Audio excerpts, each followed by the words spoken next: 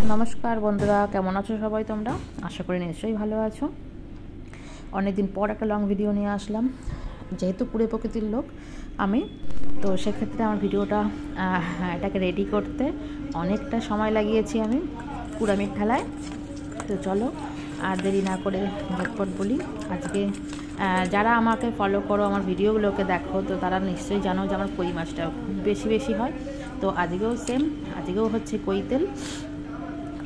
কই নিয়ে চলে এসেছি, দেখো কতগুলো কই আছে এর মধ্যে। বেশ ছোটও না, আবার কিন্তু খুব বড় সাইজও না, বেশ মিডিয়াম সাইজের কইগুলো আমি ভালো করে নুন হলুদ মাখিয়ে নিয়েছি, নিয়ে ভালো করে ভেজে নিয়েছি কিন্তু। আর ভাজতে ভাজতে একটুখানি ভাবছিলাম যে কবে ভিডিওটা তোমাদের সঙ্গে আমি শেয়ার করবো। বাট এই যে বললাম, আমার পুরানির খেলায় আমি এত লেট করেছি।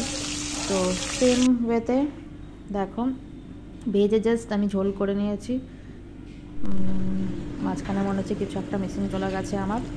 তো যাই হোক, গন্ডগোল আমি অনেক করি, তো এক্ষেত্রে আমি একটু গন্ডগোল করেছি। ঝোলটা দেখো, খুব আমি কিছু দিই না সেরকম, জাস্ট জিরে ফোড়ন দিয়ে কাঁচা লঙ্কা কুচিয়ে দিই কিন্তু আমি তেলের মধ্যে, আর কাঁচা লঙ্কা কিন্তু আলাদা করে বেটে ফোড়নে দিয়ে দিই। একবারে মশলা মানে ভাজা হয়ে গেলে আমি জাস্ট আমার হিসাব মতন আমি একটুখানি জল দিয়ে দিই। যেরকম তোমাদের ঘরে যেরকম মশলা থাকবে তোমরা মশলা দিও।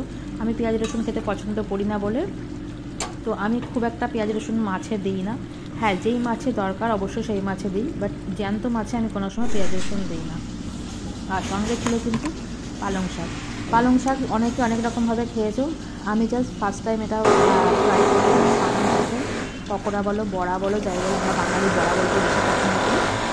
তো পালং শাকের বড়া, এর মধ্যে কি পেঁয়াজ কুচি, আদা কুচি, রসুন দিইনি, লঙ্কা কুচি, নুন, জিরের গুঁড়ো, ধনের গুঁড়ো, হলুদ গুঁড়ো, লঙ্কার গুঁড়ো, আর বেসন দিইনি এর মধ্যে। চালের গুঁড়ো দিয়ে বেশ ভালো করে কিন্তু আমি মাখিয়ে নিয়েছি। হ্যাঁ, চালের গুঁড়ো জলটাকে বার করে নিয়েছি। দেখো বেশ যতটা পারবে ভালো করে চটকে কিন্তু নুনটা বার করে নেবে, জলটাকে বার করে নেবে, তাহলে শাকটাও তোমার নরম হয়ে যাবে আর তাড়াতাড়ি ভাজা হয়ে যাবে কিন্তু, আর কাঁচা ভাবটা কিন্তু থাকবে না। তো যেহেতু আমি এক হাতে ফোন আর এক হাত দিয়ে চটকাচ্ছিলাম, তো বাটিটা বারবার সরে যাচ্ছিলো, তো আমার একটুখানি অসুবিধাই হচ্ছিলো এক হাত দিয়ে কাজ করা। তাও দেখো চেষ্টা করেছি, সফলও হয়েছি। তারপরে যতটুকুনি করে আমার মনে হয়েছে এবার আরও দরকার পড়বে চালের গুঁড়ো, আমি কিন্তু চালের গুঁড়ো দিয়ে দিয়েছি। চালের গুঁড়োর সঙ্গে আমি একটুখানি কর্নফ্লাওয়ার দিয়ে দিয়েছি যাতে আঠা ভাবটা হয়। কর্নফ্লাওয়ারটা তোমরা চাইলে দিতেও পারো, নাও দিতে পারো। তোমরা কিন্তু এর মধ্যে একটা ডিম ফাটিয়েও দিতে পারো, তাহলে কিন্তু আরও ভালো হয়, তাহলে বড়াগুলো সফট হবে, নরম হবে। বাট আমি কিন্তু এর মধ্যে ডিম দিইনি, আমি প্লেনের মধ্যে দিয়েছি। আর হ্যাঁ, একটা জিনিস বলতে ভুলে গেছি, আমি কিন্তু এর মধ্যে একটুখানি গোটা কালো জিরে আর পোস্ত দিয়েছি, গোটা পোস্ত কিন্তু বাটা দিইনি, গোটা পোস্ত দিয়েছি। বড়াতে দেখতে পাচ্ছ সাদা সাদা দানা দানা, তো আমি কিছু গোটা পোস্ত দিয়েছি। খেতে কিন্তু ভীষণ ভালো হয়েছে। হ্যাঁ, তোমরা যদি মনে করো সন্ধ্যাবেলার টিফিনে এটাকে করবে, সস দিয়ে কিন্তু দারুণ লাগবে।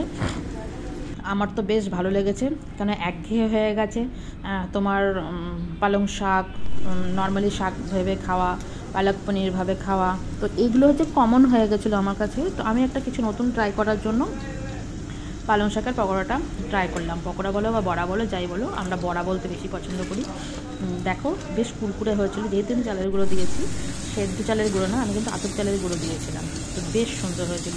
আর এই রোজকার পুঁইমিটুলি বা পুঁই শাকের দানা, এটা প্রায় দিন আমার হয়ে থাকে, বেশ ভালো লাগে, কটকট কটকট করে, তো আমার তো বেশ লাগে। তোমাদের কেমন লাগে বলো? আর আমি যে ভিডিওগুলো শেয়ার করি তোমাদের কি সত্যি পছন্দ হয়? যদি পছন্দ হয়ে থাকে অবশ্যই একটা করে কমেন্ট করে দিও, তাহলে হয়তো আমি আনন্দ পাবো যে না, আমার ভিডিওগুলো কেউ অন্তত দেখে, কেউ